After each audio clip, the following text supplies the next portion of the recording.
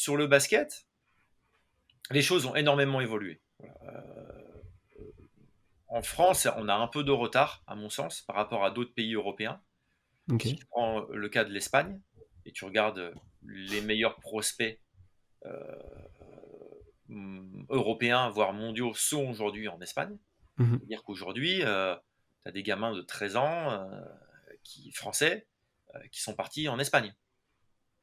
Et pourquoi, quoi? Pourquoi ils sont pas en France? Franchement, à Ouais. 13 ans, moi je suis papa, hein, voilà, C'est dur d'envoyer tes enfants en Espagne à 13 ans. Enfin, ils sont jeunes, quoi.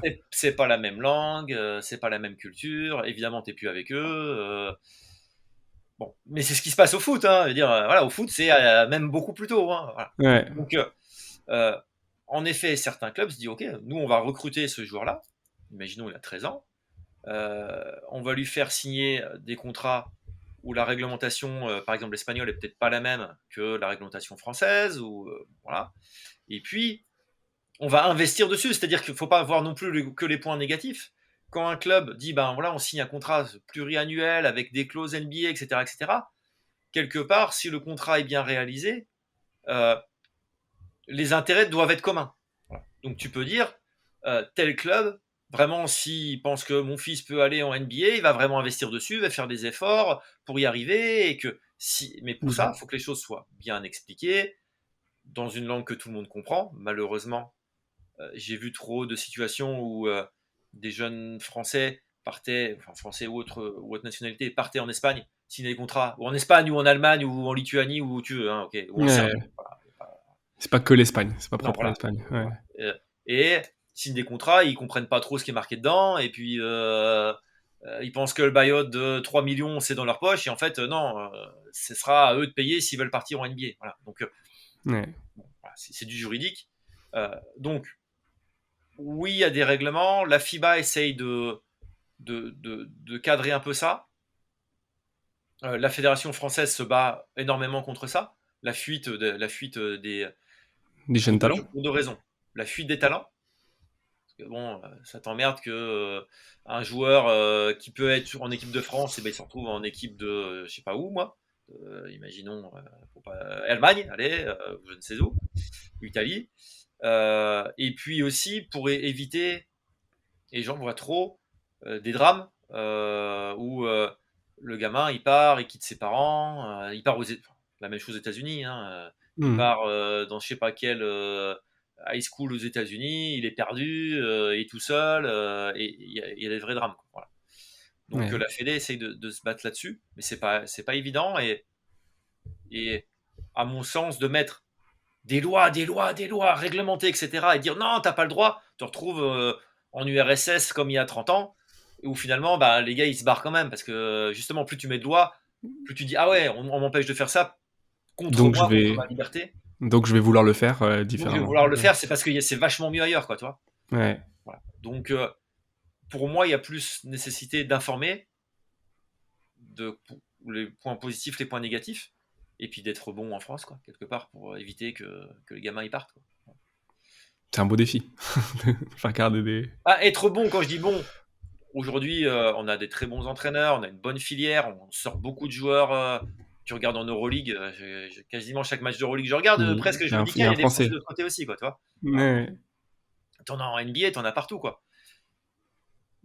C'est dommage, en effet, qu'il y en a autant qui partent, et je pense qu'on peut, en effet, s'améliorer. Mais bon. Après, ça, c'est le point de vue agent. On peut dire que je connais pas grand-chose au basket, mais Non, mais c'est intéressant quand tu parles de gens qui partent à l'étranger. euh, la raison, c'est pourquoi ils y vont. Alors, est-ce que c'est parce qu'on leur offre plus de choses? Est-ce que c'est parce qu'ils ont l'impression qu'il va y avoir un meilleur enseignement? Enfin, qu'est-ce qui pousse les gens à s'émanciper, selon toi? il y a, là aussi, il y a plusieurs raisons. C'est multifactoriel. Toujours. T'as C'est toujours. voilà. Quand même un paramètre qui devient problématique, qui est, il y a des gens, c'est leur métier, ils sont payés pour ça, pour prendre un jeune, mineur, hein, clairement, et l'amener à l'étranger. Voilà. Et l'amener aux États-Unis, dans une école, je sais pas où. Ils vont être payés instantanément pour ça. Donc, et c'est des gens qui sont bons, c'est des commerciaux, comme le gars qui vient de vendre des encyclopédies, quoi, tu vois. Il fait Ouais. que ça. Voilà. Et généralement, il arrive très tôt, donc sur des familles qui connaissent pas grand-chose, qui promet des belles choses. Donc les gens rentrent là-dedans.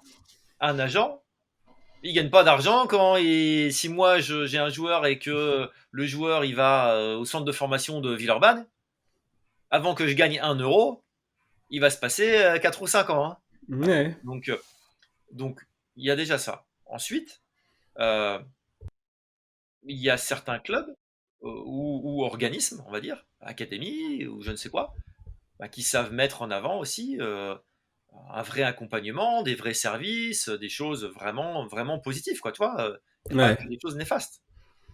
Et que en France, on est sur le système fédéral classique, donc alors, le top, hein, la clientèle classique pour ces gens-là, c'est ceux qui rentrent pas au pôle. Ouais. Ah, mon fils, il est super, mais il est pas rentré au pôle parce que c'est pas le copain d'un tel. Enfin, tu vois, pareil, toutes les raisons qu'on peut imaginer, parce que mon fils est le meilleur.